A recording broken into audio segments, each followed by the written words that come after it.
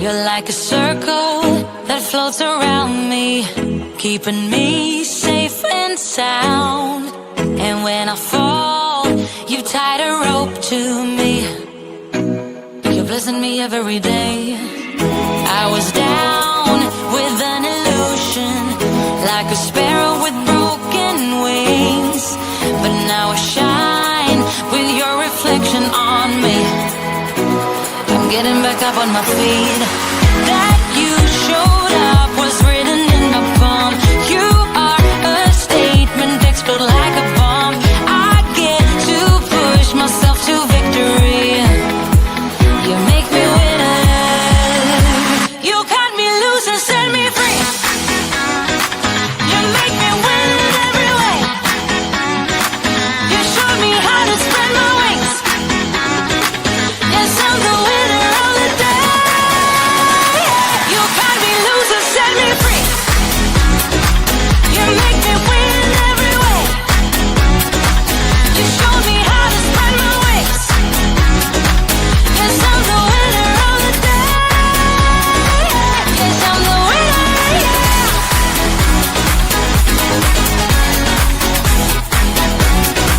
'Cause I'm the winner, yeah.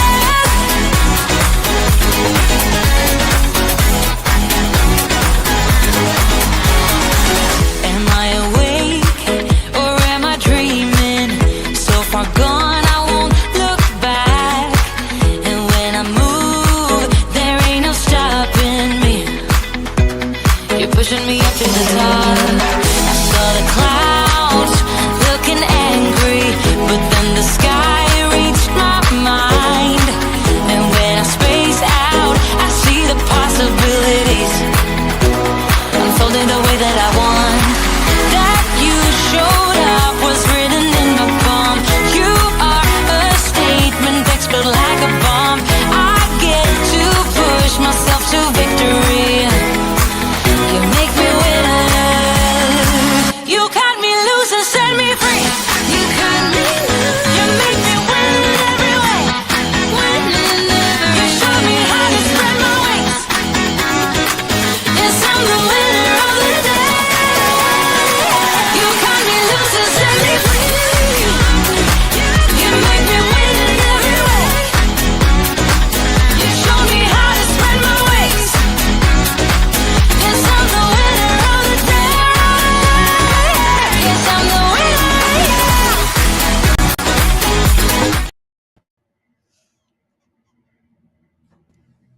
Welcome to the Fierce Entrepreneur Summit. We are so glad you have joined us live today, or if you are watching the replay, we are glad you tuned in. We are your MCs. I am Jill Olish, and I am with Yvonne Marchese today. Thanks, Yvonne, for being up here with me. It's great to be here with you, Jill. Well, today we are bringing together creators and business owners and entrepreneurs for a lively roundtable discussion about the hiccups and hurdles that we all face on the entrepreneurial journey. And it's really going to be about how we keep showing up with courage and creativity and heart. Definitely. And the summit is for entrepreneurs who may feel isolated in their adventure and those who just need a reminder that they are not alone. So whether you are facing hurdles, seeking community, looking for fresh insights, you'll find your people right here. The Fierce Entrepreneur actually helps me in my mission in breaking the silence around entrepreneurial struggles. It helps me remember that building a true community of support is very important for us in entrepreneur adventures. And it's a place where entrepreneurs can share real challenges and find the strength to keep going. Absolutely. We were talking earlier and you talked about that idea of breaking the silence around the struggles that we go through as entrepreneurs. And that's exactly why I love this summit. And for me, this particular one, it's a reminder of what it takes to keep going. The overall, these quarterly Fierce Entrepreneur Summits, they are more than just virtual events. They're part of what I love about being in community with other entrepreneurs who get it. And because building a business is full of hiccups and hurdles, and it's messy and it's unpredictable, and sometimes it's maddening and humbling. But when we get together to share stories, and swap lessons, we lift each other up, and that's where the magic happens. I agree. I definitely agree there, Yvonne. So we have an action-packed, I feel, roundtable coming up here for this quarters summit, with a pretty hefty topic that we're talking about, and some amazing leaders, fierce leaders that are going to be on our roundtable today. Yvonne, do you want to go through and do some introductions? Well, yes, and I'll start with you, Jill Olish.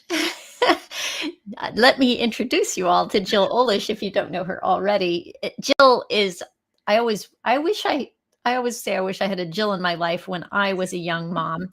She is an inspiring first-time mom and entrepreneur. She became a mom and an entrepreneur at the same time in the middle of the COVID-19 pandemic, in the middle of postpartum anxiety and depression.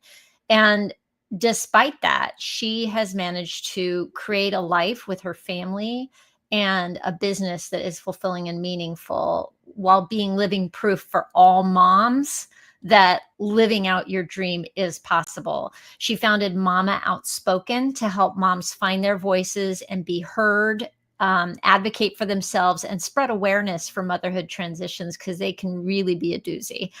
She's an ambassador of moms, founder and leader of the Mama Outspoken Village. She's a published author, podcast host. She is the host of the Vision Board Party, which is a whole lot of fun.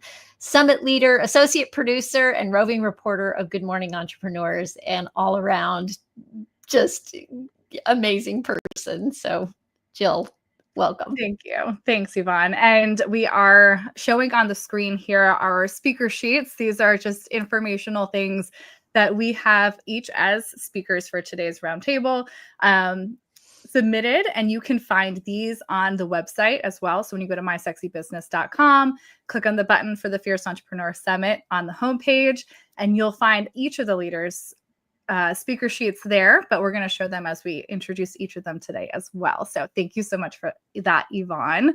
And I'd love to be able to have the opportunity to introduce you. So those watching, this is Yvonne Marchese, and Yvonne is the host of Late Bloomer Living podcast and the founder of the Age Agitators Club. Yvonne, you are inspiring women around the world to live playfully at any age. You also have a book that you have published that made it to the bestsellers for midlife category, if I'm not mistaken, on Amazon, which is pretty cool. You are a speaker, a photographer, and a firm believer that midlife is filled with possibility, because it's never too late to chase a dream. So make sure you're connecting with Yvonne for all of that joy that she brings in with play. Yes, indeed. And I guess we should introduce next our panel leaders. What do you think, Jill? Yes, let's talk about our leaders today. All right, very cool. Well, I'll start it off with introducing Denise Millay, the findability queen. She is a technology simplifier. Let me tell you, she can take all the gobbledygook and make it easy to understand. Mm-hmm. She is a search consultant for entrepreneurs and business owners, and she's also a podcaster, author, roving reporter for Good Morning Entrepreneurs. And yeah, we just call her the findability queen, because she's on a mission to make sure that as a content creator, you do the things with your keywords and all the things in your content to make you findable, so you actually reach the right people. And our other panelist, I can't even talk right now. Our other panelist is my salty sister, the freaking fabulous Kat Corchado. She is a movement specialist. She's also a proud military veteran, and she has taken her passion for movement and for staying fit and healthy into creating ecosystem for the rest of us to benefit from what she knows. That's called SS Pilates, or Small Space Pilates. It's an online fitness sanctuary designed especially for midlife women to come in and do Pilates and strength building and all kinds of other offerings that she's got. She has a no perfection policy, which I personally love, and you can do it all from the comfort of your own home. We also have Donna Bender with us this afternoon.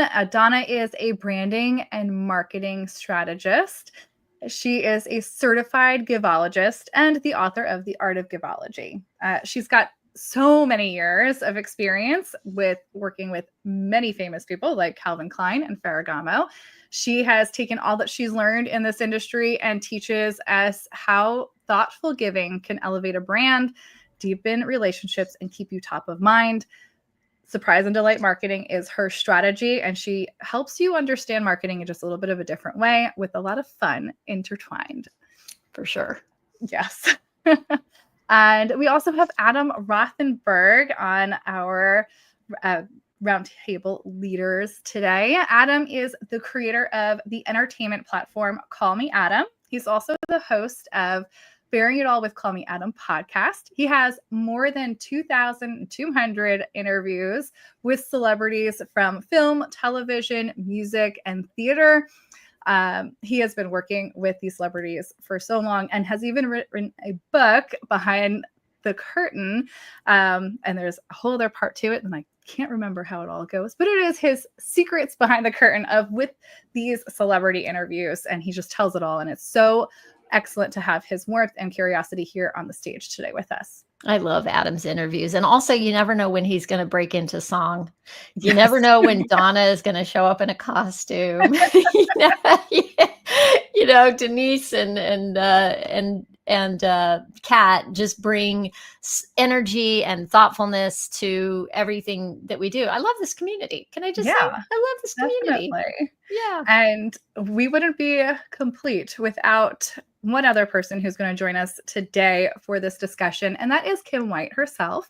She is the founder and fierce leader of the My Sexy Business team and community, and we are feeling super special having her being part of the discussion today. So, yeah. Well, I guess, is it time to get everyone up here then and get this conversation started? Let's get this puppy rolling. I love it. Who are we bringing up first? I know. Kim White, Denise Millay, Donna Bender, Kat Corchado, and Adam Rothenberg. Oh, yay. Wow. Exciting. Well, we want to pass the mic over to you guys then. Denise and Kat, you will take it away. And Yvonne, I think you and I will get to come back and join everyone for the halftime show. Thank you, Yvonne and Jill. You guys are great. We love your introductions. We love you guys.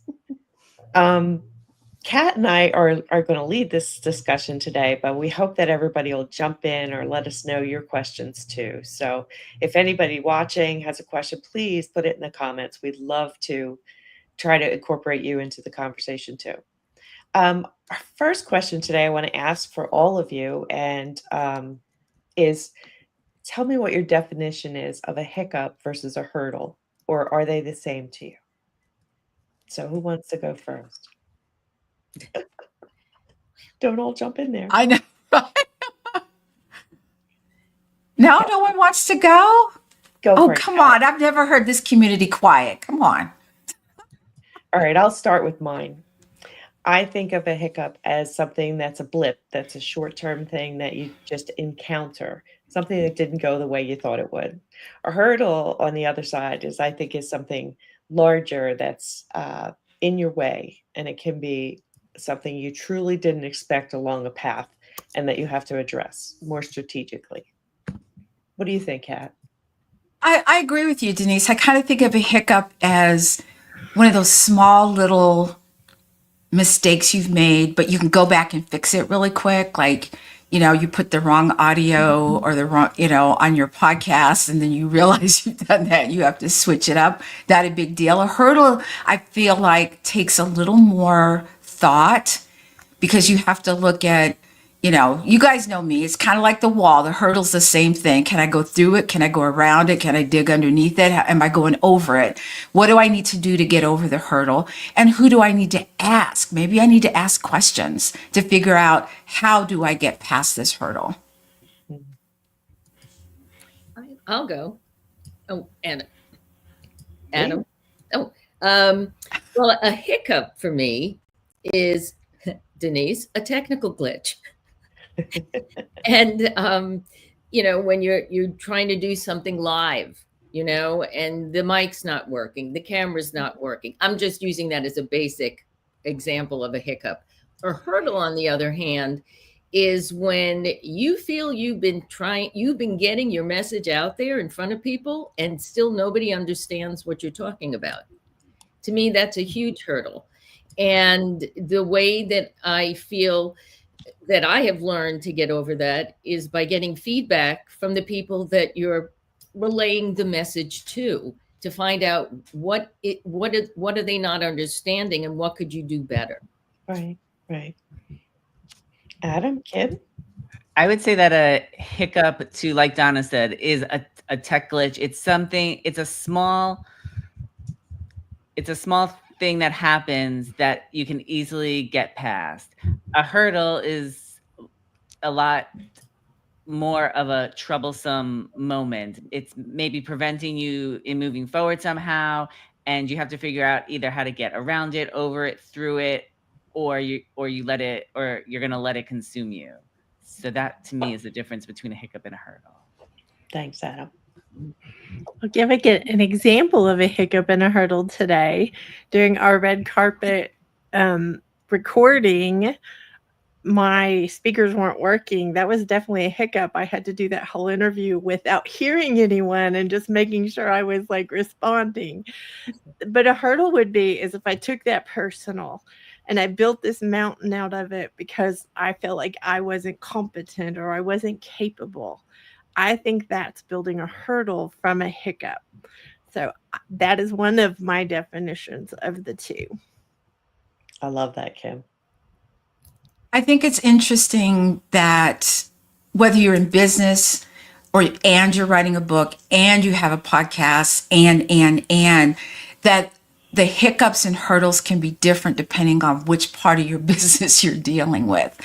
So with that in mind, what is one hiccup you've had as an entrepreneur, and what did it teach you? Well, I'll go back to that technical glitch. My whole relationship with Kim White started from a technical glitch. Actually, I worked with Adam as well on that. And this is going back almost 4 years ago when I was on a different technical platform to host my first live webinar. And we couldn't get it going. People signed up. They were sitting there waiting patiently. And we even called in the forces of Jill Olish to help. And, we finally got it going. And I was a nervous wreck. I definitely was a nervous wreck. And what I learned, though, throughout it, that people stayed on waiting for it to start. And to me, that was such a reinforcement of the fact that I really did have information I wanted to share with everybody. But that could have wiped me out. That could have just said, forget this whole thing of live and streaming and all of that. But it was just something that was the beginning of a wonderful relationship. Let's put it that way. And it proves also, Donna, that, the people who are your people are still your people. Yes, very true. Very true. I love that. It definitely was the start of a beautiful relationship. For sure. I can say that, yes, for sure. So I would say, similar to Donna, I've had some technical glitches in my life, and they both happened during an interview. One was an audio issue that happened where the video recorded and the audio did not.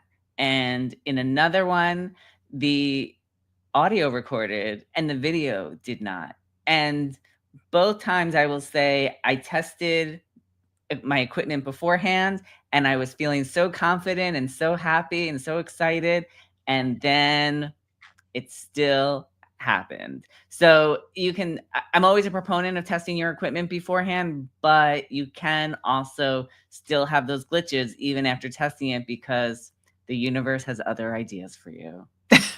Right. Kim? I already shared my big one for the day. So You're like, I'm Anyone- done. I'm done for the year. anyone who has not interviewed where they couldn't hear the person's responses needs to try that on. That's pretty big. I have a couple. Well, I have two actually. One was actually happened this week, and it was a hiccup that was out of my control. So I had, logged in. I was getting ready to teach my class, and there was some hiccup that happened. They were updating the security, and I couldn't get to it. It's a hiccup.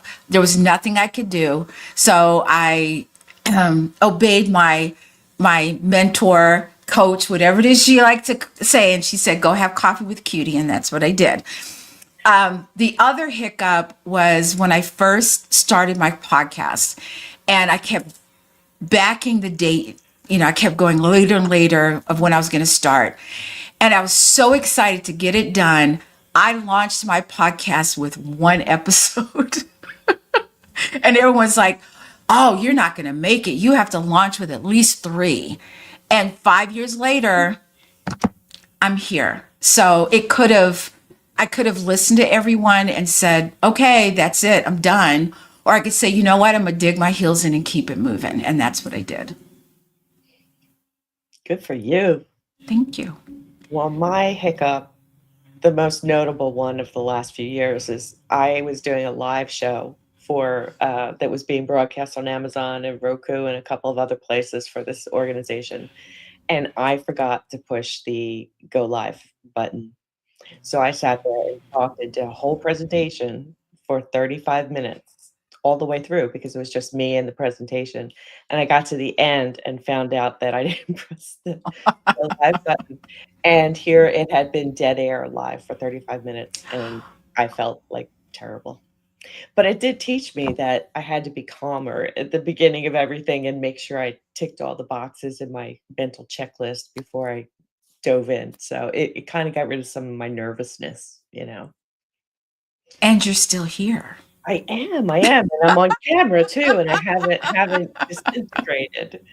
So I guess one thing that we want to talk about too is these hiccups that we hit. They can be real confidence killers, or they can be, if we internalize them, they can turn into bigger beasts. So what advice do you all have for people to not let that happen? Go ahead, Donna. Good. I just kept going with my interviews. I mean, for as upset and disappointed as I was that it happened, some of it was out of my control, and I just had to remind myself of that. And these things do happen to everybody, and I just kept going. I mean, the Fierce Entrepreneur Summit is also a good example of a tech glitch where what I think it was last year, I didn't realize that we were doing another part after we went through final thoughts, and I hit the live stream not thinking that it was over and we were all starting to talk. And it's a glitch that happened, but thankfully I'm still here and I was invited back, and they happen to everybody. And if I feel like if you think you're immune to a glitch like that happening, you're not. It's going to happen at some point, and you just have to keep going. And if you can surround yourself with a team that has that same understanding that mistakes happen, it makes all the difference. Because I was very grateful for everybody involved who understood my mistake and helped me keep my confidence and not have it leak. Great, Adam.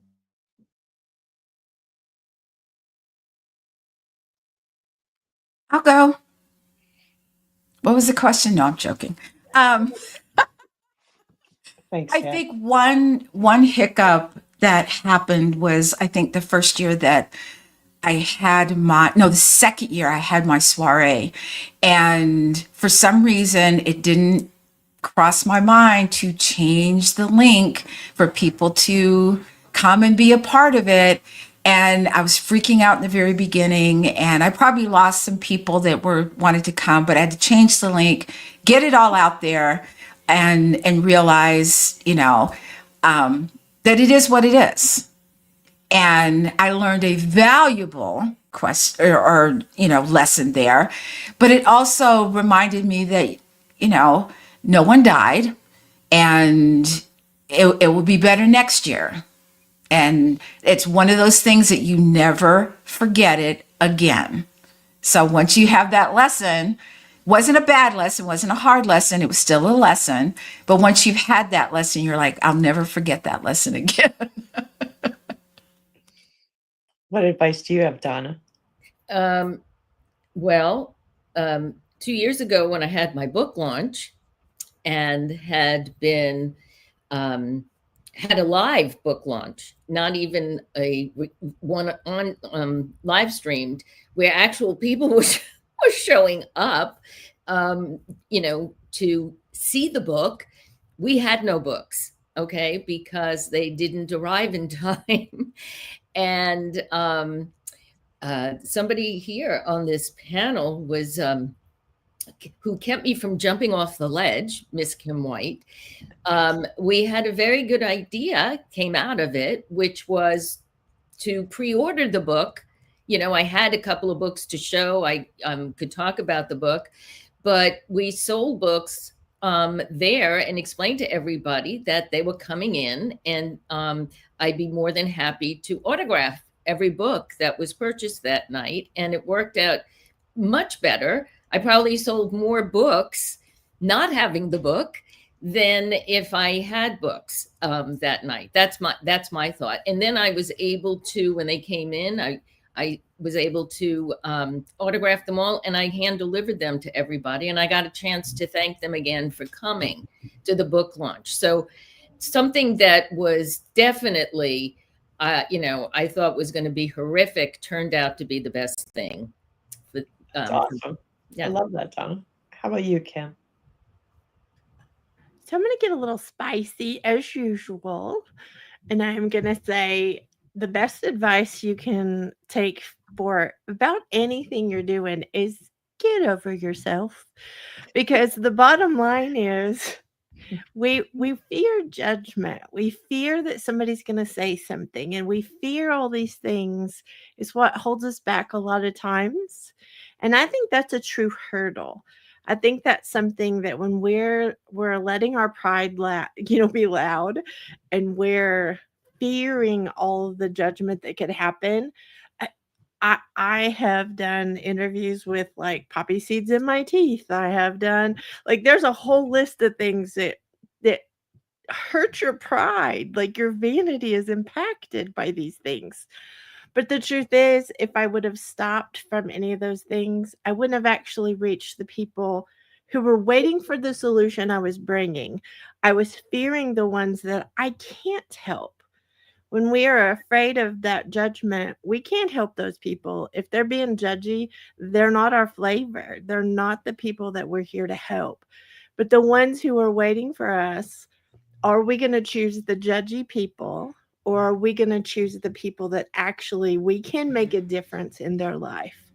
And so getting over myself was hard, and I still have to do it daily practice because I don't want to be embarrassed. But the truth is, we are embarrassed of things, or we do have messy things, but messy shows progress. So I think get over yourself is the right thing. Kim, I love your answer, but I'm going to go spicy in a different direction with that.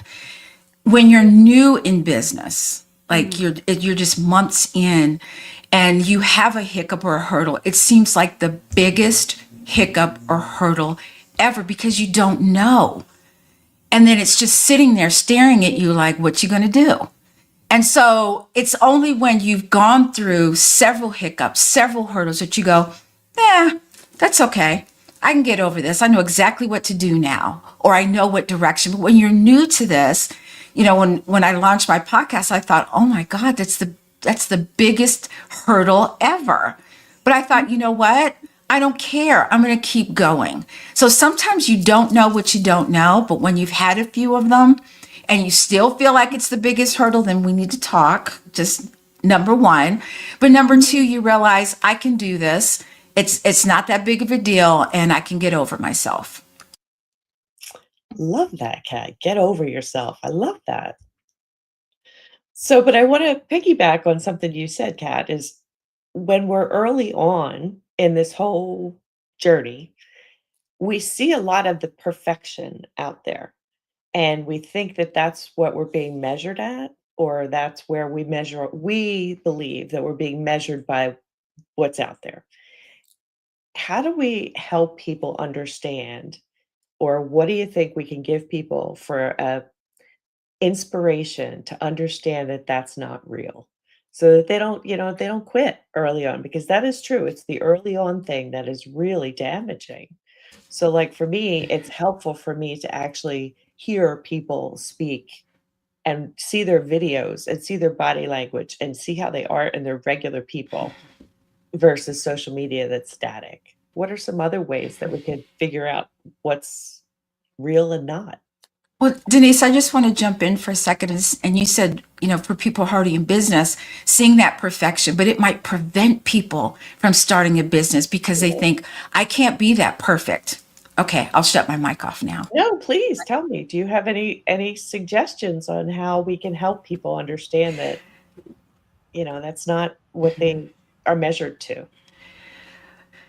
I think you have to come to a point where you are so passionate about what you want to do that it doesn't matter. And also understanding, and I had to learn this, that not everyone's my flavor, which was hard for me because I thought everybody's supposed to like me because that's, why don't you like me? I don't get it. However, but I understand in business that, I'm not everyone's flavor. And you know what? It's okay. Because if everyone was my business, or my business was my... was if everyone wanted to be a part of my business or be in my business or be a part of it, I can't function. I can't serve millions of people. Right. So it's a good thing. Mm-hmm. People trickling in, that's a good thing. Not everyone is your flavor, and that's okay. But if you're passionate about what it is you want to do, nothing's going to stop you. Yeah. I would like to add that I think this is a great topic for another Fierce Entrepreneur Summit. I think we should all reenact a hiccup that we all had so we could share it with the world and they could see firsthand and see what it's like to have a hiccup and how to solve it. Because I think that, social media plays a huge role in all of our lives. But the reason we have the Fierce Entrepreneur Summit is so that we can reach people who really want to understand what it's like to have a business and to know they're not alone. So I think that it could be, maybe it's not next time, but it could be in the roster of our Fierce Entrepreneur Summits that we reenact some of our hiccups for the world to see, and that we're still surviving. In costume, Donna. In costume. I promise.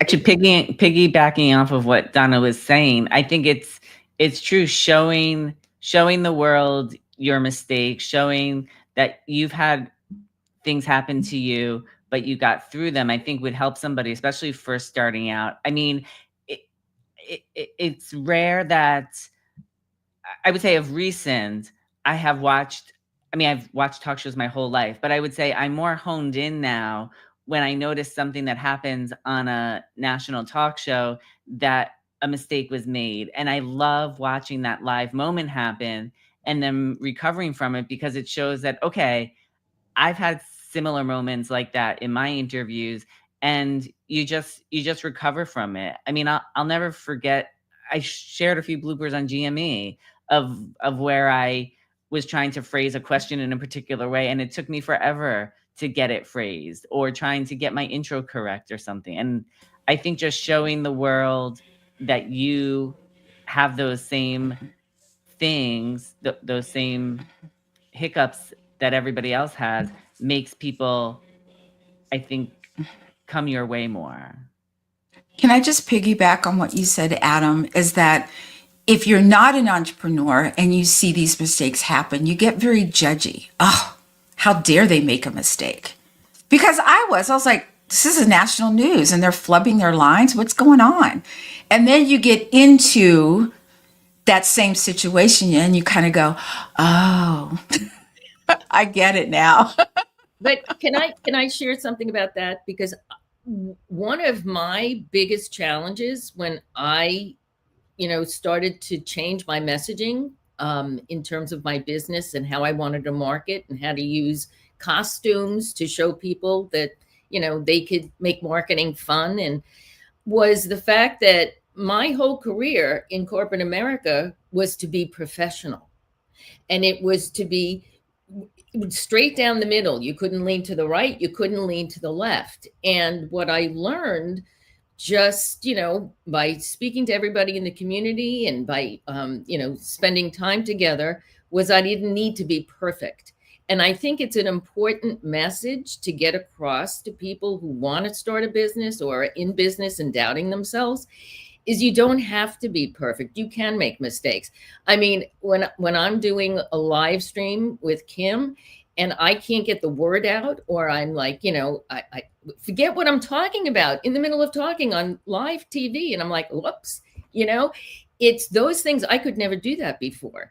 But I have found that the more you practice, the more that you do, and the more that you pay attention, like Adam said, you see that real people flub. Real people make mistakes, and it's okay. But on top of that too, Donna, is that when you see a real person doing that and recovering, and then they kind of go, oh, okay. I think that makes you more real because there's a whole lot of AI on, social media. And when I see someone make a mistake, I'm like, oh, okay, that's a real person. That's okay. They're cool with me. But when I see too much perfection, it kind of makes me back off of it a little bit. So sorry, I just had to put that in there. Kim, did you have anything to add to this perfection question? I think you guys are nailing it, honestly. The only thing I am going to speak to is perfection, the term perfection. A lot of us are perfectionists. We want things to be as good as we can get them. But the problem is when you're a perfectionist, you have a lot of paralysis. And so if something is paralyzing you, you've got to get over the fact that starting messy is a problem. Start. If you're doing something that's showing progress, be messy. I just can't say that enough. We are messy around here and we feel good with each other because we recognize the messy. We recognize how we can help each other, or we recognize how to support someone who is struggling to get started. We don't want anybody to struggle to get started. We don't want them struggling to keep going based on something that's not really reality, because all the socials that have the perfect things, they're not perfect, y'all. That's the bottom line. They're not. And so when they put that out there, they're actually showing insecurity by what they're putting out there, trying to be perfect. So keep that in mind. You're actually telling on yourself. If you're trying to be too perfect, you're actually telling the world you're insecure with how they'll really accept you. So, well, Kim, you talked about the paralysis by analysis. Is that how you say it? But there's also the people who will keep getting ready to get ready. Like, I can't start my business till I have this. And I have to do this before I start. And I have to get, so they've been getting this stuff together for 1 year, 5 years, however long. So I think that's part of the perfection thing too. I think that you're getting ready to get ready. I think it's part of the fear too. I mean, let's name it what it is.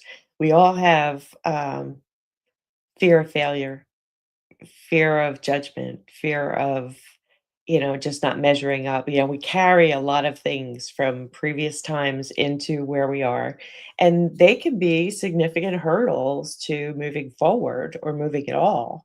So when I think of hurdles, I think of fear as like one of the biggest ones that I personally have had to push through and be able to pivot and take constructive criticism and believe in myself. And there's a lot of things. So, like, have you guys encountered like the hurdle that's pushed you, or an example of a hurdle that people can understand? It's definitely the self-doubt, it's the hurdles I inflict on myself from the doubt of either I can't do this, or how could I be successful at this, or why would anybody want me to do this for them when, A, B, C, D, E, F, G can do it better or differently. But then I have to have the other side of me talk to myself and say, well, they want you for you. And you have to remember that you have something special to offer amongst all of your competitors and other people in your industry, and people want to hear what you have to say. So it's a constant battle where one side's this way, the other side's this way, and thankfully nothing's coming straight at me. So I like to call it secret sauce, Adam. We all have a secret sauce that's special to us and what we bring to the table. Donna? Oh, Kim, go ahead. Please. I just want to say that in the beginning, I started with the fear of failure, and I started with the fear of judgment. And then I crossed over.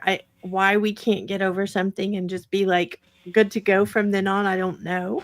But then I crossed over to the fear of actual success, because I started seeing that if I was successful, I would lose certain friends because they weren't at that level.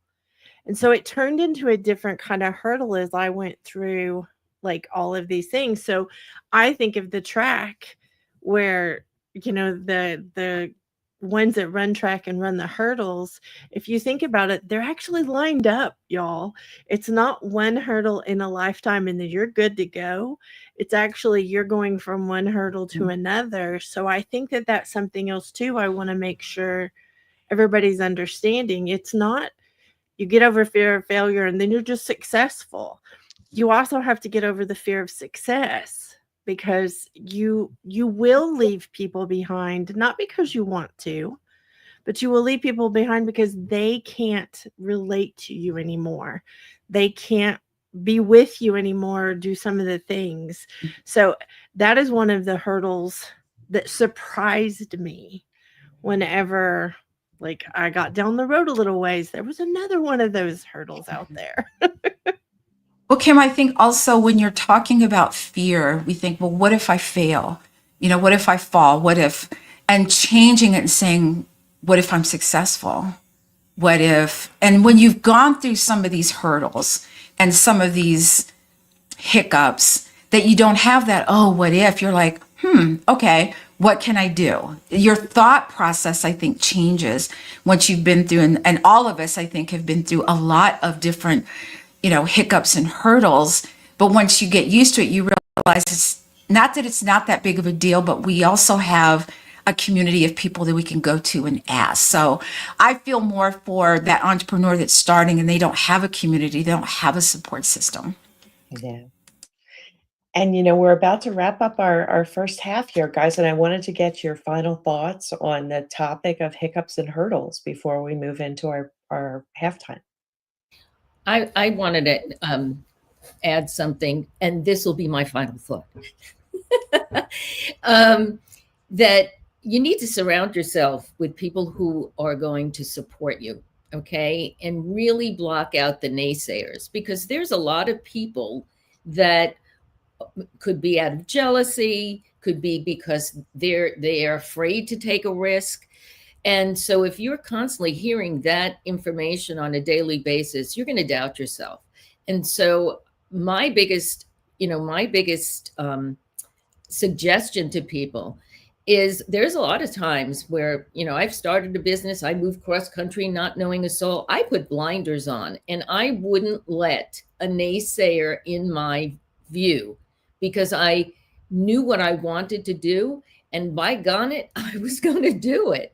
And there were a lot of people, friends that I had to let go of because they were just so negative. And so the one thing I can say is that, believe in yourself and support yourself with people who believe in you.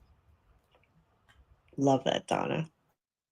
Anybody else? I Adam? would say my final thought is, and actually I would love to highlight somebody's comment. My friend Tina put in the chat, she's been watching the summit, and she has learned from her hiccups that the hiccup was no big deal to other people, only to her. And I feel like that's such a great point, and something that now in seeing the comment, I realize myself is that I made such a big deal out of it. And I know when I would talk to Angelo about a hiccup I made, and he would just be like, nobody's going to notice. It's just you. So I just want to say that, Tina, thank you for sharing that. And I think it's a great way to sum up this part of the conversation. Thank you, Tina. We're so glad you're watching. Kim, how about you? I just love the conversations we're able to have so that people can know that they're not alone in thinking or questioning or guessing or any of that stuff. So I appreciate each one of you because of your courage.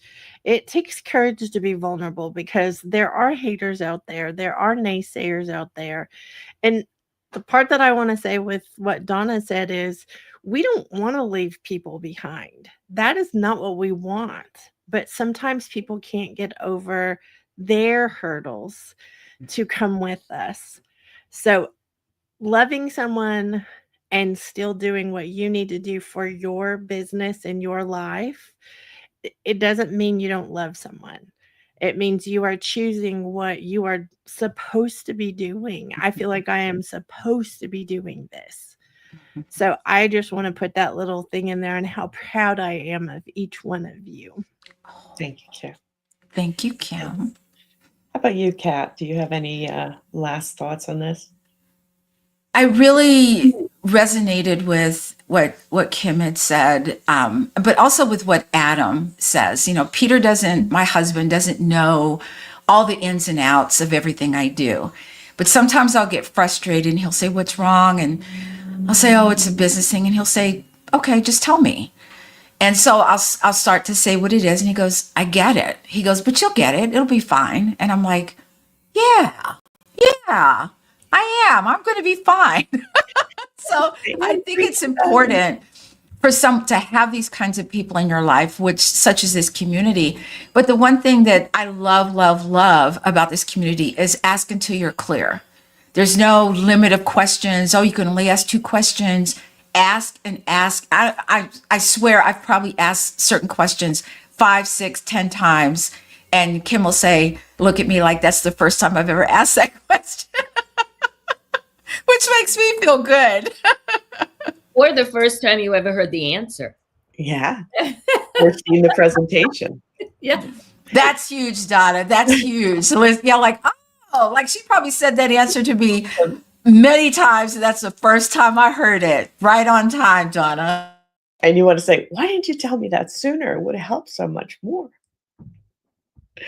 Anyway, just to wrap up a bit, I think what I believe, and it took me a while to get here, it didn't happen overnight, and it's still, I waver, is that I do believe we all have some purpose in this universe, and our special spark is important enough to share with the world. And we all believe here on this, or around this table, that we're here to serve in some way, shape, and form.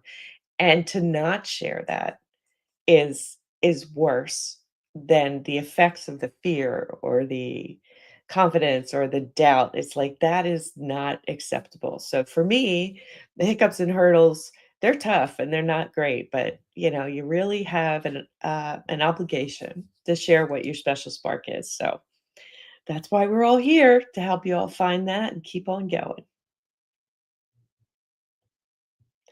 So I think it's time that we head on back to Jill and Yvonne to prep us for our halftime show.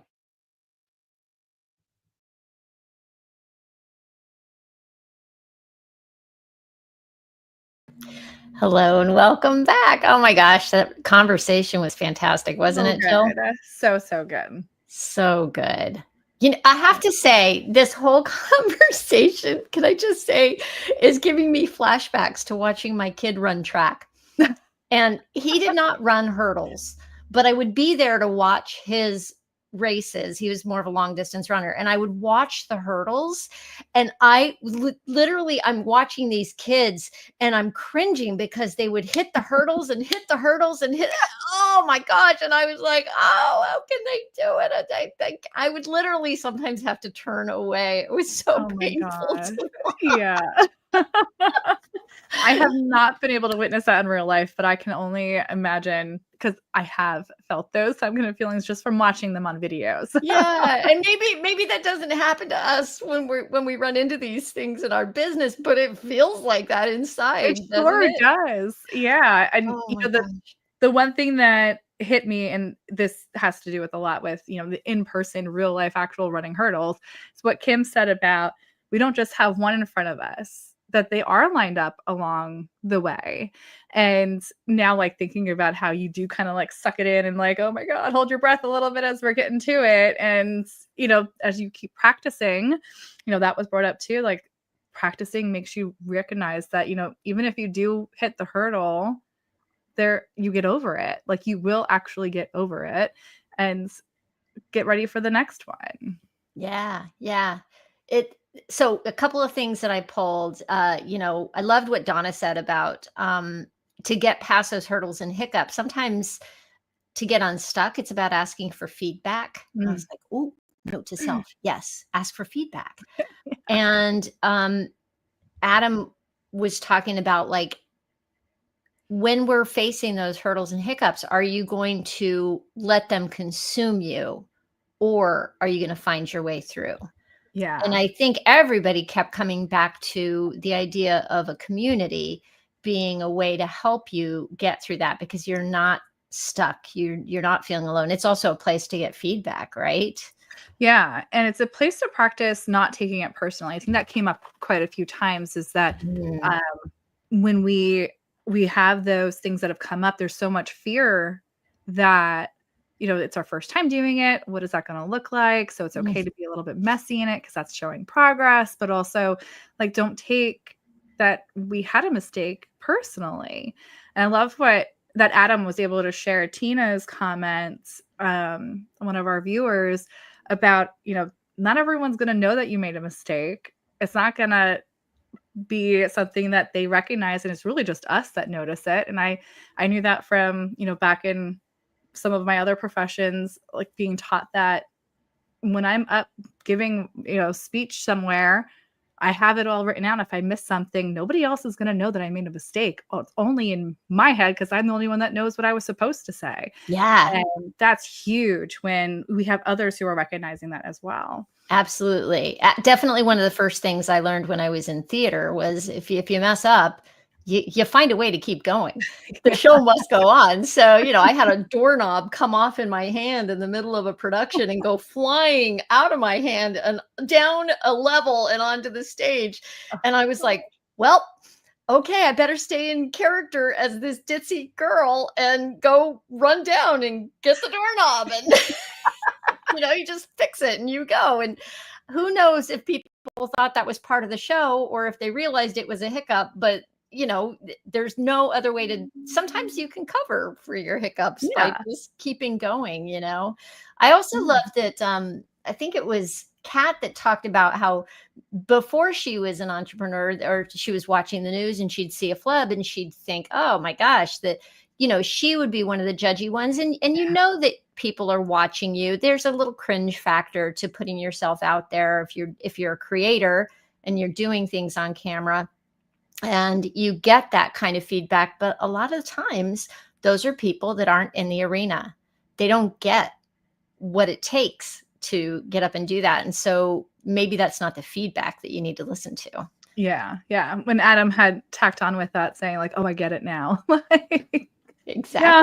Yeah. Once you try it, then it's like, oh, okay. Now I get what everyone was talking about. Yeah. And I love that Kat said, that when you're in the middle of something, it feels huge, because it Yeah. does, doesn't it? Yeah. And, I was there for, Donna had mentioned one of her hurdles and her tech hiccups. And, I was there helping along, and I didn't realize actually the impact that it made on Donna for everyone to actually still be there, because they needed that information from her. They waited.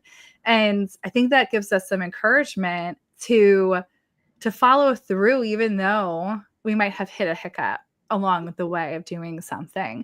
So like when we see these live newscasters or a TV show have some kind of a hiccup, they're still going through that recovery that we talked about a lot today. That makes it inspiring for us to try it when we're just trying out for the first time. And because someone does need to hear what we're saying.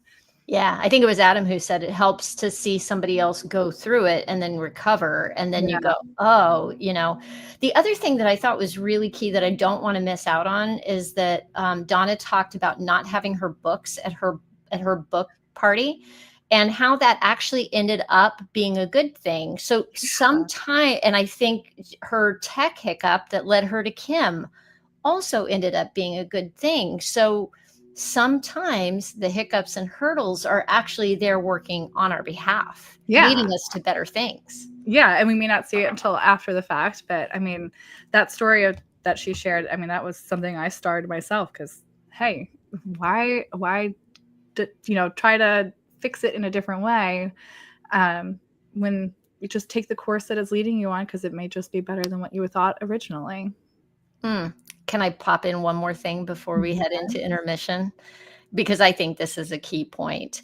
That Kim was talking about that idea that we have to be perfect, and she talked about the paralysis that comes with that. Oh my goodness, I'm still a recovering perfectionist, probably always will be. The idea of how to get past that is just to embrace the starting messy. Mm-hmm. She always says you can't steer a parked car. I use that everywhere in conversations with people everywhere. I use it in my life all the time to just say, okay, done is better than perfect. Let's just go. Let's go. Yeah. Well, Yvonne, I'm so glad that we got to sit back and watch and listen and take all this helpful information. We hope you listening in and watching along with us are gathering all of this gold of information about hiccups and hurdles today. We're going to take a short break. I think it's about 5.5 minutes for a sponsored video. The My Sexy Business team and community has, and production team has a fabulous halftime show that they've put together for us to watch. So we're going to go ahead and play that for everyone, and we'll come back and start the second half of the summit in just a little bit. Can't wait. See you in 5 and 5 or something like that.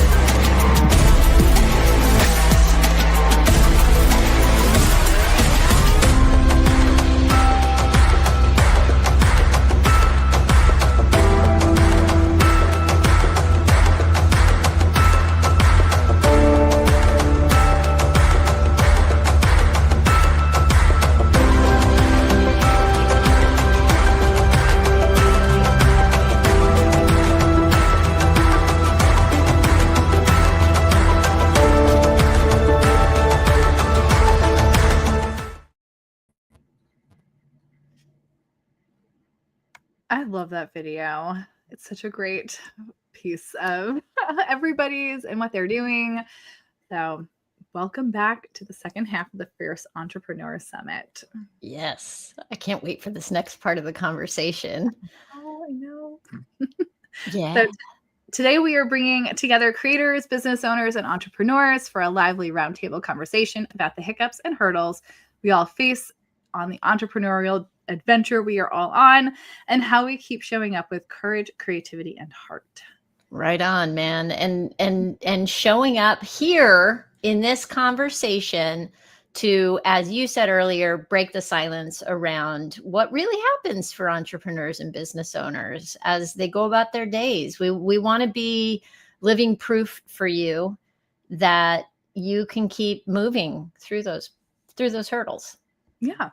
So we want to welcome you back to watching. If you have been watching all along, or if this is your first time popping on, we'd like to tell you a little bit about the speakers we have today for our roundtable discussion. Yvonne, you want to start us off? Well, yes, I'll introduce you first. Jill Olish is the ambassador of moms. She is the founder and leader of the Mama Outspoken Village. Great, thank you. And Yvonne, this is Yvonne Marchese right beside me. She is the Age Agitator, the host of Late Bloomer Living podcast, and founder of the Age Agitators Club. Right on. And then we have our panel discussion leaders. That's how you say that. See, here's a hiccup and hurdle right there. We have Denise, our findability queen, helping us with all things tech and SEO. And we have Kat, our movement specialist and our resident military veteran. Also joining us on the stage today is Donna Bender, our branding and marketing strategist and certified giveologist, known for her surprise and delight marketing, as well as Adam Rothenberg, our interview king and the creator of the entertainment platform Call Me Adam. Yes. There you And go. joining them also is Kim White, and she is the fierce leader and founder of the My Sexy Business team and community. So let's bring everyone on up so we can get on to the second half of this show today. Well, thank you, Jill. And thank you, Yvonne. Welcome back, everyone. And we are talking about hiccups and hurdles in our business. And we're going to start off this second part by talking about the things that help us deal with these hurdles when we see them. And I just have a quick story. I had to kind of go back when we were talking about hurdles. When I started running track, I started off with hurdles. And one race I was racing, I fell on one of the hurdles. And usually the hurdle will go over. They had set the hurdles up wrong. So they set them up backwards. So when I fell right on top of the hurdle. So needless to say, I never went, or I didn't run hurdles anymore, but that's not what we're talking about today. We're talking about hurdles in our business. So the first question I'd like to ask is that all of us know each other in this community. Do you feel that it's easier to get over a hurdle when you have a community? Or I have to say, I couldn't imagine not having my business without this community. I'm just going to put it out there. That's just me. Anybody else? I definitely think it has been easy. I think it has been easier with some hurdles, and there are still other hurdles that I just can't get over. No matter how much support I have around me, it's still me that's holding me back from getting through some of those hurdles. So I'm going to say yes. And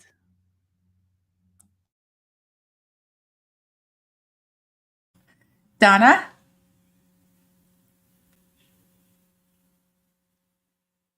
I was having a live technical glitch there, just saying. So I know it's about a hurdle, but can you ask the exact question, Kat, again?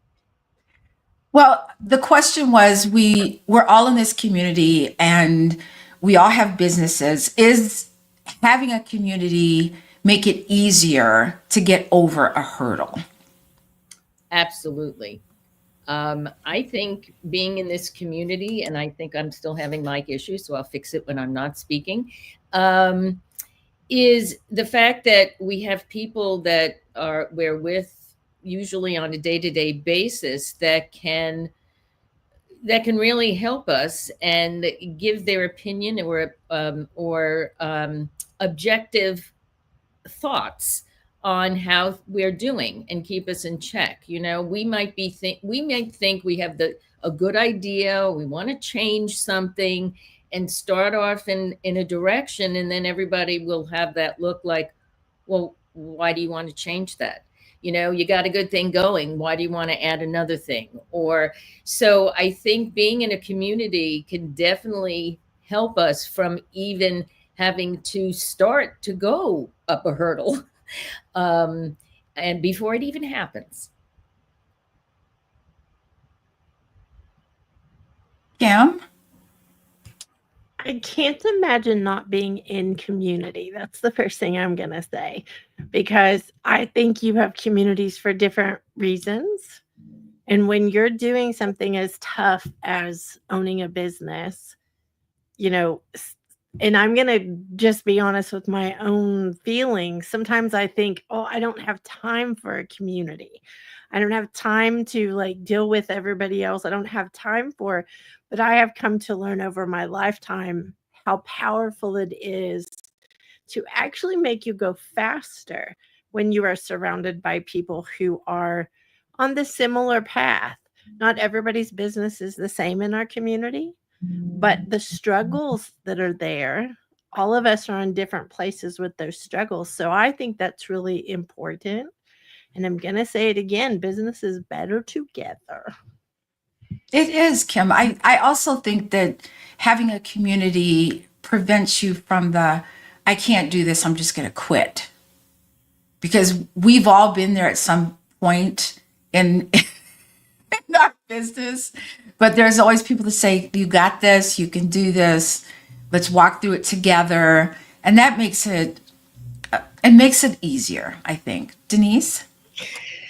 I think it does too. I think we all have to be honest about how we came to this wonderful community too, because I think the quality of what you find is not always the same. And you have to be very strong in knowing that there are real people that are your flavor, as we say out there, that are there to help you and are not there to take from you and or sell you or whatever. So there's a lot of that out there. And so it's very easy to distrust. But we've all made mistakes. We've all taken chances on things that didn't work out. And the key for me, at least, is that you pick yourself up that hurdle and you keep looking, because you know that there is somebody out there that you will gel with, that will help you along your way. And I think it's very important to do that. So Along those lines, Denise, is also your understanding, if you had a different community and it didn't work out, it also gives you information as to what you don't want in a community. So that when you see a certain community or want to be a part of a community, you understand now what it is you don't want. So what you do want comes to the surface. right. I think I would like to go ahead. I'm sorry. Can I just mention something really quick about the why bother flu? Because it is contagious. And I think whenever you're talking about something that maybe you have tripped on a hurdle, maybe you have fallen down, maybe you have not found a community yet, maybe like there's so many maybes, but we can really cause ourselves harm if we get that flu that is the why bother. Because, well, that community didn't work out. So why bother? Well, there's a big reason why to bother. You really don't understand until you find the right community, the right collaboration, the right people to surround yourself with. And I find it funny. This was not something that we expected to come up during Hiccups and Hurdles. That wasn't something I was thinking that we would be talking about, but it really is true. We have to watch our own selves, take our vitamin vitamin C for not getting the flu. But take that piece of you that gets that why bother attitude and check yourself with it, check those around you with it, because it is contagious.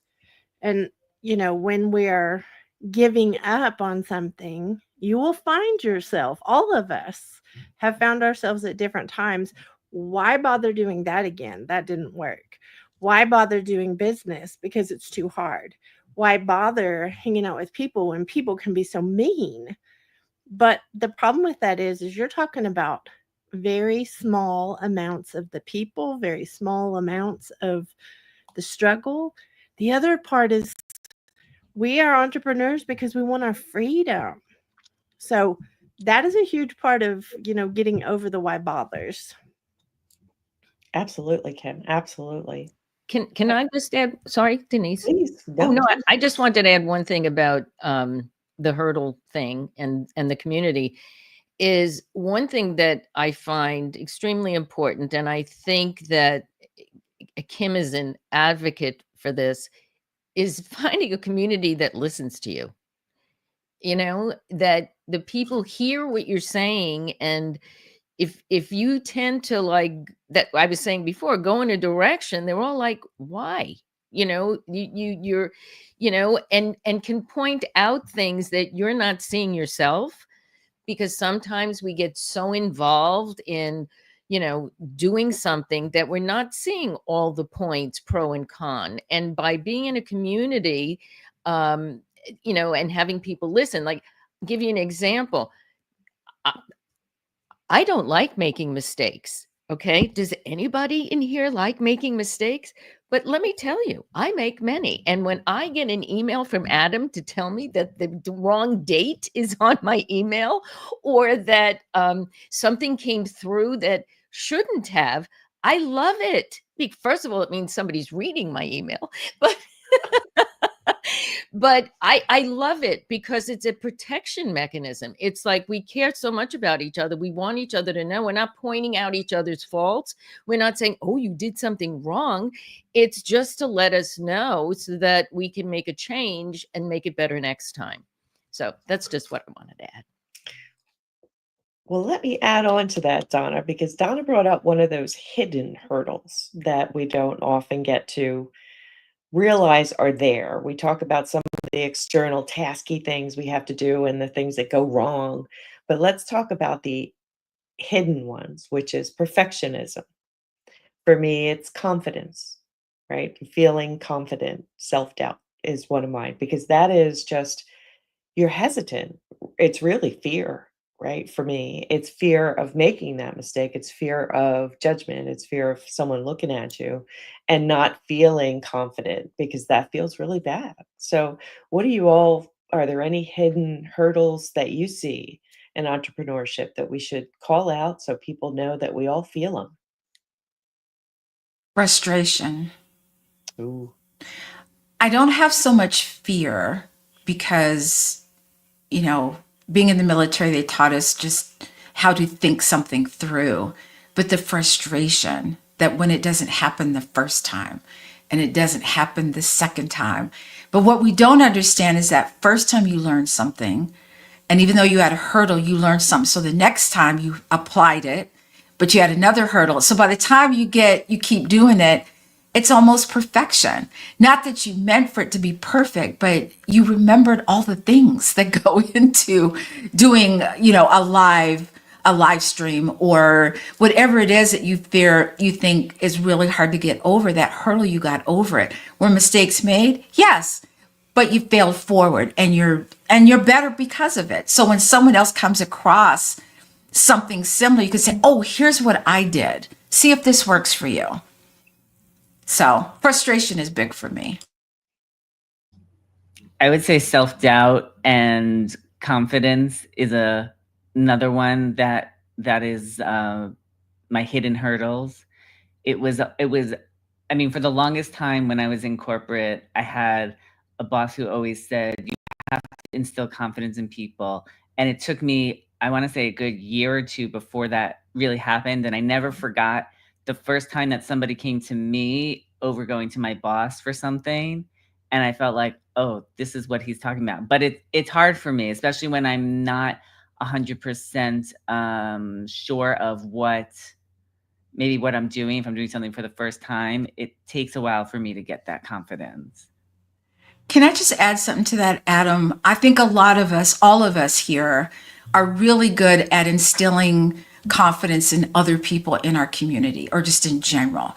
But our own self-speak is different when we talk to ourselves. So we're very supportive of everyone in this community or anyone we come across when they have a question or need some help. But it's what we say to ourselves that we have to be very cautious of, because it's easy to get into that non-confidence that, oh, I suck, or oh, this or that. But yet someone else will come across that and you're like, oh, Adam, you're great. You got this. Here's what you can do. But we have to be careful what we say to ourselves.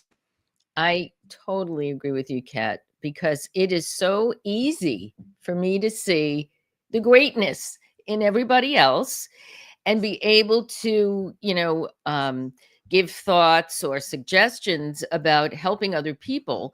But when it comes to myself, I have perfectionism, frustration. I got both. Those are two good ones. And I think a lot of it, it's not necessarily because I don't think I'm competent. I definitely think I'm competent. I think what happens is, to give this scenario, working for someone else, working in a corporate situation, you get an immediate gratification when you get a paycheck on a Friday, okay?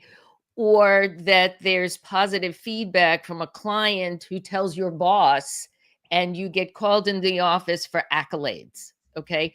Those are immediate things that you get when you're working for someone else. When you're working for yourself, you don't get that on a day-to-day basis. And that is why having this community, again, I keep bringing it back, is so important, and being part of a community, because I say it all the time, being an entrepreneur is lonely at times. And to be able to have a group of people you could bounce ideas off of and build up your confidence if you're having a bad day, that's what I love about it, is you can have a really awful day and tell somebody the story, and either someone's laughing, or, trying to make you see that it might have happened to them, or, everybody's trying to make each other feel good, not making it up, but making it, everybody feel that it's normal to go through the feelings that we're going through.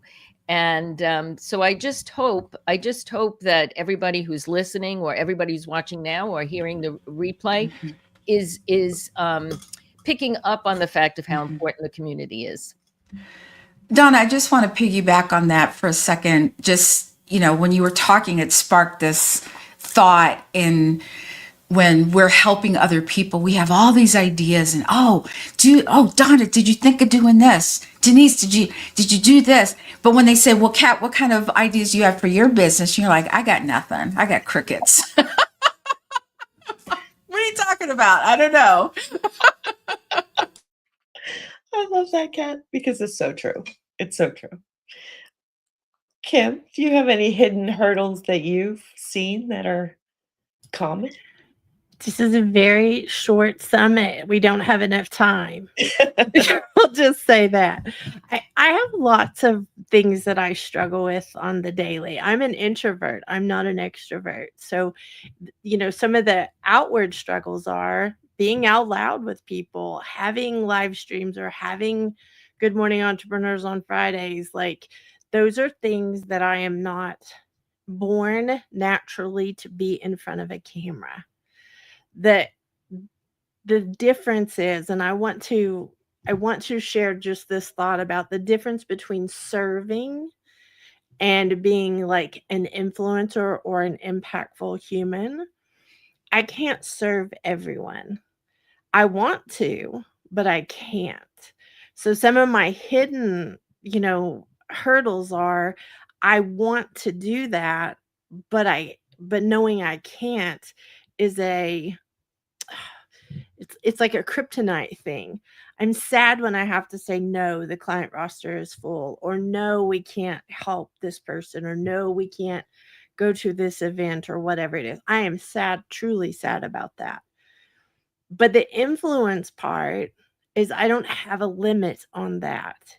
If I influence someone who is a client, if I influence someone on the team, if I influence someone listening today, they can take that influence and spread it. I don't have to be present for it.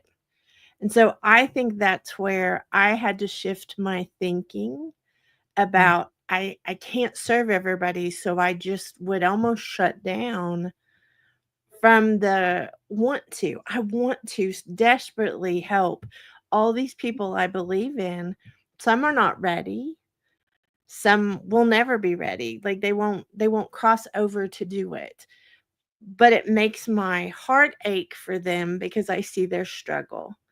And so I think some of my hidden hurdles is just that, is recognizing that we're mere mortals, recognizing that we are truly can make an impact on the world without it being us doing it.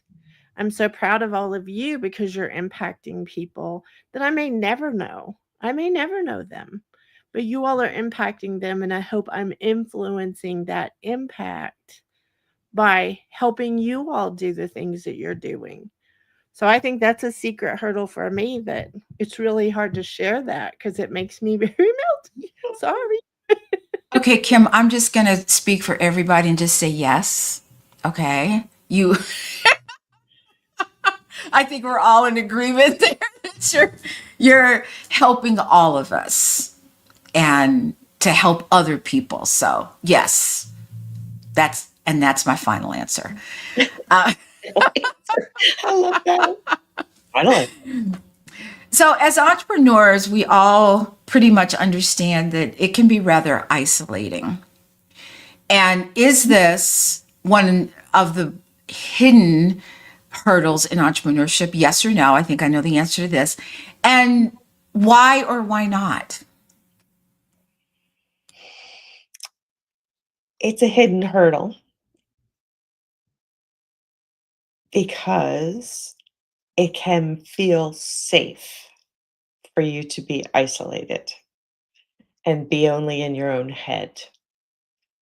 You know, it's lonely sometimes, all those things, but isolation is protectionist too. So it helps you feel better, but it's really detrimental to your progress because you're not really getting feedback. So without feedback, you can't really move forward. So that's my answer. And that can be a fear too, Denise. You're afraid to ask for feedback because, some people can be a little mean. I'm just going to say that. But when you're in a community, it's this positive type of, to make it better, not to make you feel bad, but to make whatever it is you're presenting to the world or on social media or wherever, for it to be better, because there are things that people might say in your community that you didn't think about before. So I love that answer. Can I share real quick about feedback? Because feedback is actually a gift to the person that's receiving it if it's done properly. If it's just being critical, I feel like that's red carpet feedback. You don't tell somebody on the red carpet, man, you should have worn the other dress. You look bad. Like that doesn't help them. But if you're, before they get to the red carpet, you recognize they look much like more beautiful in a different dress or whatever, and you give them that benefits them. They have your opinion, because that's all feedback is. Our opinion that we give should come from experience or from a way to understand what they're trying to do. So if you're giving feedback and you're being mean about it, you're not really giving feedback. That's just being nasty. Like that's being hateful, and nobody needs that. It doesn't help anybody. True feedback is a gift to the person that gets it. And sometimes the giver of that gift is taken wrong or taken, you know, people get mad at feedback a lot of times because it hurts their feelings. But I will tell you, some of the best feedback that I've ever gotten were stuff that hurt my feelings. I thought something was great and I got feedback and realized I was the only one that thought it was great. I had to like change the delivery of it. I had to change the message of it. I had to change things. And none of us like change. Like that's not something we wake up and go, "Ooh, I can't wait to change things today." We just don't. We're creatures of habit. So when you are giving someone feedback, check yourself. Check yourself on why you're giving them that feedback. And if you're receiving feedback, I love what Yvonne said during the halftime break. If they're not in the arena, they can tell you what they're hearing. That's still good, valid feedback. But if they're not in the arena, they have never owned a business. I'm going to question you if why you would listen to that. If they haven't had experience in what they're giving you great armchair quarterbacking, we all watch a sport on TV and we're all like, well, he should have just done that, or he should have gone to the right. What was wrong with him? Well, it's just that you're not out there running on that field. You don't see the things they see. You don't feel the things they feel. So make sure they're in the arena and make sure you're really giving feedback, not being ugly. And folks who are watching, you now realize why she is the team leader of the My Sexy Business right there. And just to add on before Donna starts, feedback is always try it on. If it doesn't fit, put it back on the rack. I love that, Denise. That's a great visual. Just getting back to Kat's question about isolation. I was thinking about that, and there are moments and there are times over the course of my lifetime where I have wanted to isolate myself. I get into that mindset of I don't want to meet, I don't want to see anybody, I don't want to talk to anybody, I want to keep my head down, I want to keep it buried. Now, there's that, or to take that time and do something productive with that time to get yourself out of that mindset. And that's the check I have to give myself is like, why do I feel like that today? What is it? What am I not? What happened? That's the thing that, we could all go on a tangent of going down that rabbit hole and all those hurdles. But I find that instead of spending those 2 hours isolating, if I spent the 2 hours working on something that I'm going to feel productive, that I feel is taking me, closer to what I want to get done, it's a great mind shift. And that's just something that, I do more of that now over the years than isolating and having negative thoughts. Donna, I agree with you that there are times when we all choose to be by ourselves, and that's a good thing. But I think isolation isn't one of those things that just all of a sudden you're like, oh, I'm isolated. It's this gradual kind of thing that happens and you don't understand what it is at first. And it's only when you come across a hurdle that you go, I don't have anybody to ask. Who do I ask about this? So I think isolation is one of those, okay, I need to get out and talk to people. I need to go out and be social. I need to have a community. And so I think it's a gradual thing. I feel like I felt that way when I was debating about when it was time to leave the corporate world and take the leap into entrepreneurship. I had some people that I could talk to, definitely, but I felt like this is now 4 years later. Looking back, it would have been helpful to have even more people to talk to. And sometimes it's hard to find the people, which is a hurdle.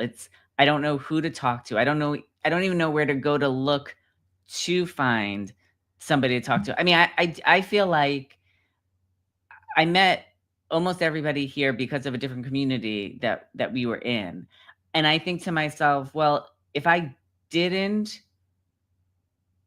do that first community, would I be here today with everybody? And I don't know. I don't think so, because how else would I have met everybody? So sometimes it is also going down. Sometimes it's going down a road you're not sure of how it's going to help you. And then you see, like, I definitely feel like because of that first community, I found my place.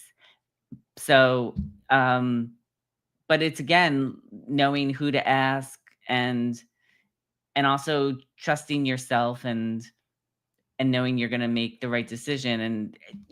And also, I guess, if you start going down a path that you don't know who to ask, and you do ask somebody, you can always turn around and ask somebody else. You don't have to take every single person's advice that you're asking. Love that, Adam. Love that. So I guess where I want to go ahead, Kim, please. Please do.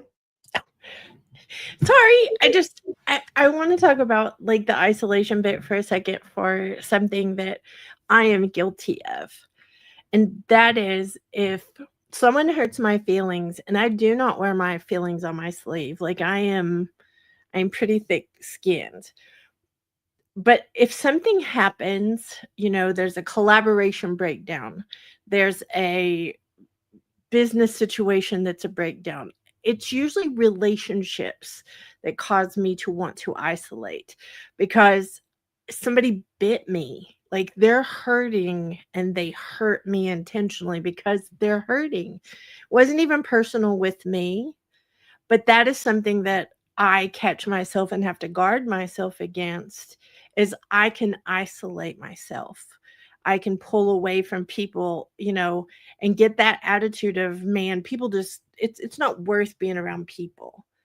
And I have to watch myself, especially as an introvert, that I don't do that. I also have to watch if I mess something up, and I mess something up for a client, and it's like tragic to me.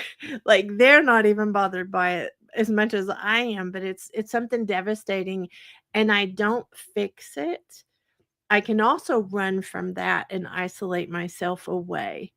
So those are a couple of places that I really do watch myself on, because I can isolate. I think that that's a natural melty response. When we are melty about something, I think we do have that response in us. And I think it's a human response. I don't think it's a, this kind of person or that kind of person. I think everybody has that place in them that they run to, whether inside or physically run away and hide from people. But I have found the way to break that for myself is, if I mess something up, go back to whatever it is and own it. Like, taking the responsibility of whatever it is really cures a lot of isolation, tendencies, I will call it. And that's just me. Like, that's how I feel about isolation, because I can remember days where I thought, man, I'm not smart enough to be in business. I am not capable of doing these things. But I have a little saying that I've said for like 30 years, and that is, I was never smart enough to think I could do something. I just did it. And now that I've done it, nobody can tell me I can't do it. So it's a matter of just, watching your own heart, guarding your own heart from pulling back. Because I think isolation is not I think, Kat, you're right about it's gradual. I think it's a response, not actually an action. It's a response to something. I love what you said about that, Kim. Sometimes I'm like you. Like, when someone bites me, it immediately hurts my feelings. But I also have to be able to, because I don't know if my response it's genuine, but then I think, well, what did I do wrong? And sometimes you haven't done anything wrong, which is why then I have to go to my husband and go, I need to vent. You know, and I need his opinion, and he'll either say, well, you could have done this or whatever, he gives me some feedback. And if I'm in the wrong, I'm the first person to say, I'm sorry. I don't know what I did, but I'm the first to take responsibility and say, but I isolate myself too when I get bitten, and it's an automatic response that I just do. And I don't realize that I'm doing it until I actually go, why are you doing this? This is stupid.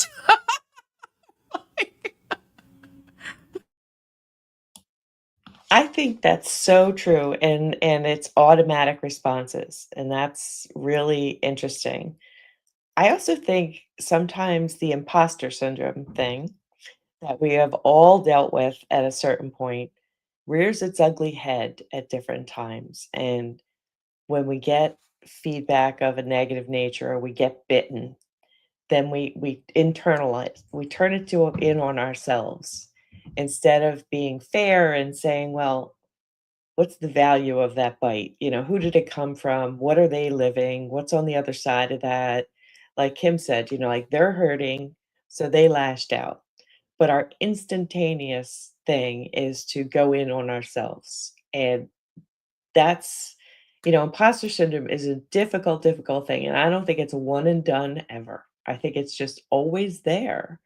So, like, do you all have ways that you battle it? Or, like it's a hurdle, it's not hidden, it's just out there.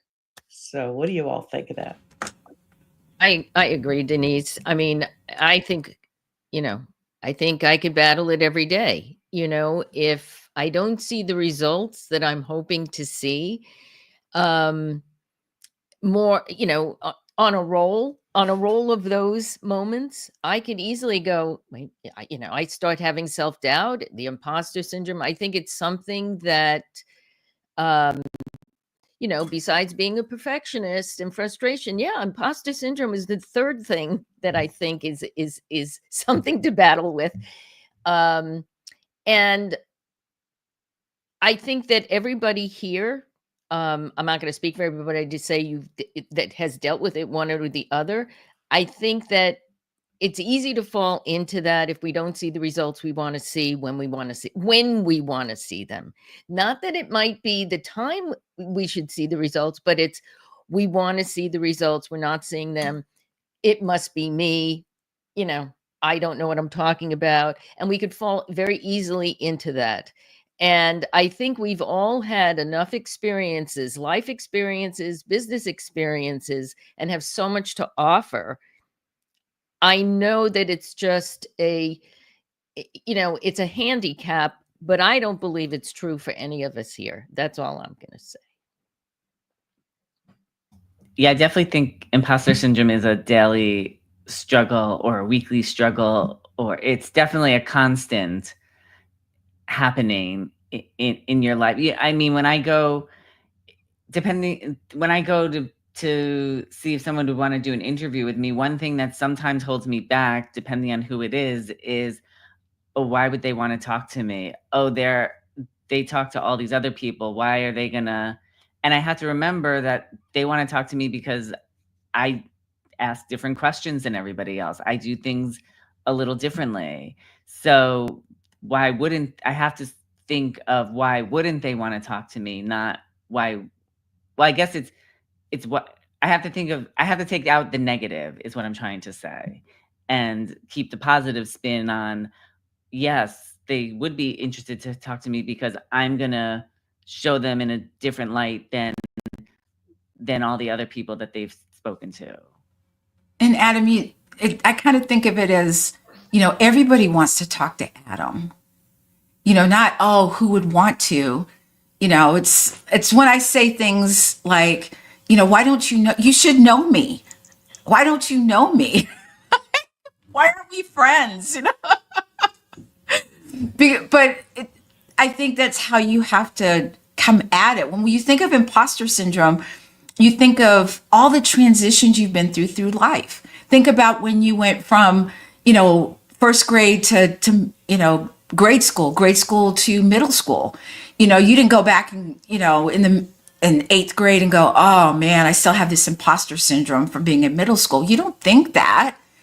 Going from being a civilian to going in the military for me, military to transitioning to becoming a veteran, all of those were transitions. So when I think about imposter syndrome, that's not what stops me. What stops me is ooh, can I do that? How do I do that? What does it look like for me? So have I had it? Maybe. I'm not sure. I'm just going to put it out there because I just think I've been through these kinds of things before. It just looks different. It's packaged differently now. I love that, Kat. I love that. We're getting close to the end of our roundtable, so I don't want to lose an opportunity for everybody to give some advice to the people that are watching us, because I think we've talked about so many important things that impact us as we're trying to stay whole through this process of building a business and being an entrepreneur. So, what are your final thoughts? What advice can you give to somebody watching that helps them survive the hiccups and hurdles that they're going to encounter?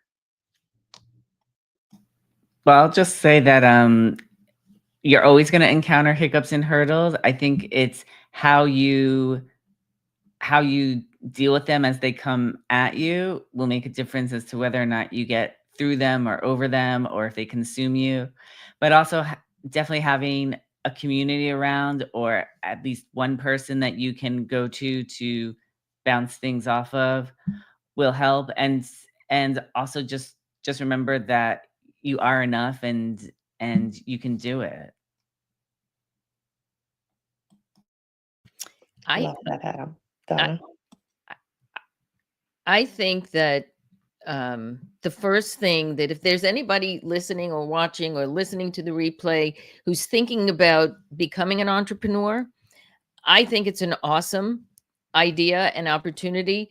The only thing that I say is to be passionate about what it is you want to do, because that's the motivating factor that will help drive you to your goal. And if you're passionate about something and can surround yourself by a community of like-minded people, um, I guarantee you it will help you get on the road to success, because you need other people around you, and you don't have anybody at the coffee machine or the water cooler to sit there and go, what do you think of this? So I really think passion, community, drive will equal success. Love that, Donna. How about you, Kat? I agree with Donna, but I want to say it's your why. It's your why for starting. Your why is going to bring you back every time. Your why is going to prevent you from, I've had it. And then the next day you come back and go, okay, let me try again. So your why, if your why is huge, if it's big and it says everything about why you started business, that's going to keep you in business. But also when you have hiccups or hurdles, your mindset, instead of saying that's a big old hurdle, I quit, it's okay, what can I do to get over the hurdle or around the hurdle or under the hurdle? Who can I talk to? Who can I ask? What kind of groups can I go into? And you're going to have to dabble a little bit, go into this group a little bit, go into that group a little bit, and you're going to find the group that speaks to you. And you know how you know? It's that gut feeling, that gut instinct that I'm supposed to be here. And you guys know the story that I didn't know why I was in this mastermind or this group. I didn't know why she asked me. I still don't know why she asked me, but I'm so glad that I'm here. We're coming up on time here, but Kim, do you have a quick final thought for the roundtable before we toss back to Yvonne and Jill? They have 3 points. Surround yourself with people who will support you and help you along the way. Act as if, stop faking it till you make it. Act as if it's already happened. And really keep yourself practicing. Practice will help you get whatever it is you're after. So don't ever stop practicing. Wisdom for the ages. Thank you very much, Kim. And we're out of time, folks, and this has gone so fast, but I think we need to head over back to Yvonne and Jill so they can wrap up the summit for us. It's great to be back here. Boy, you guys rocked that conversation. It was fantastic. Thank you so much for everything you guys had to share with all of us today. It really is about surrounding yourself with the right people, the people who are going to cheer you on and talk about you and pump you up when you're not in the room as well. Love it. Great. And I love how you guys really just summed up everything, especially the last thing. We've all been through a lot of these hurdles, but sometimes they're just packaged differently when we meet them again. And everyone's final thoughts, I think, wrapped up everything that we would want to hear from someone when starting out on this adventure. So, well, we don't want to leave you off here. So thank you for sticking with us for just a little bit longer. We want to tell you a little bit more about each of our speakers today. We have, as you saw in the very beginning, if you caught it, everyone's speaker sheets on our website at mysexybusiness.com. So if you were to head there, you can connect with each of the speakers there as well. It's going to be on our homepage, right smack dab in the middle, a little button for the Fierce Entrepreneur Summit. You can go ahead and click there. And this is where you'll be able to watch at any time, any of the replays and any future ones. So make sure you save this page so you can join us for future summits. But when you scroll to the bottom, you'll see all of the speaker sheets for each of the lovely leaders that were on the stage today, as well as a connection button for the things that they have going on. So Yvonne, you want to take us through with me who we have on our page here? Sure. I'll start us off with Adam. His connect with me button takes you to his Call Me Adam entertainment platform, where he is throwing out some great questions to people that you're going to want to hear about. And we also have Kat. Kat Corchado has her space here with Small Space Pilates. If you are looking for more movement in your life, connect with Kat for a complimentary session. She is a try before you buy kind of woman, so connect with her to get that free complimentary week of Pilates with her. And we also have Denise Millay right next to where Kat is, and she has the best way to get started with SEO for you is quickly find your perfect keywords, the simple and easy guide to being findable. If you are starting out getting your website ready to be findable online, connect with her here and get your free download. It only costs your email, and she will help you get started with those keywords to make you findable online.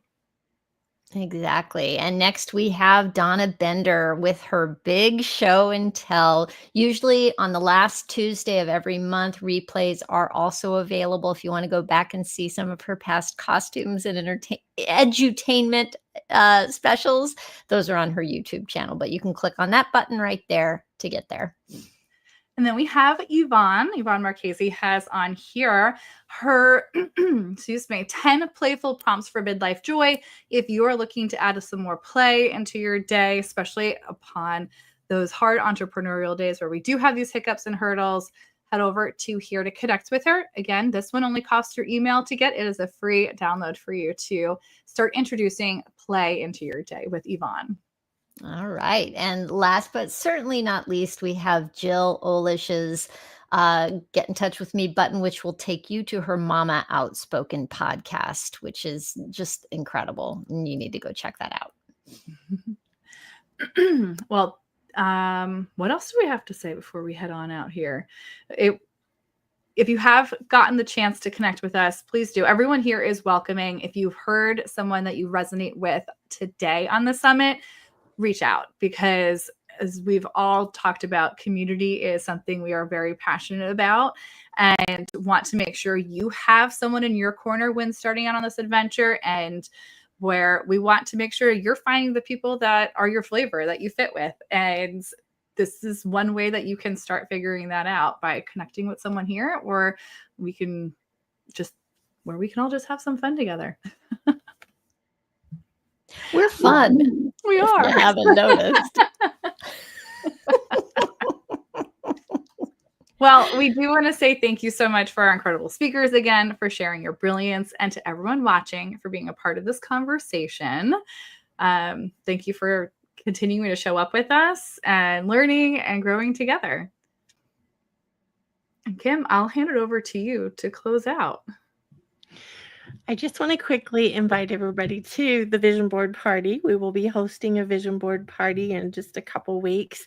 That is very amazing. Jillo hosts it. She's, as Adam has coined the phrase, she's the hostess with the mostest. So I definitely want to invite everybody, if you haven't tried vision boarding, come and join us. It's free. It's a community event. We love to get to know everybody. So you could come, come try that out, because we're there having a good time. But thank you, viewers. Thank you, speakers. Thank you, leaders. Thank you, MCs. Thank you. And we love y'all, and we'll see you in January.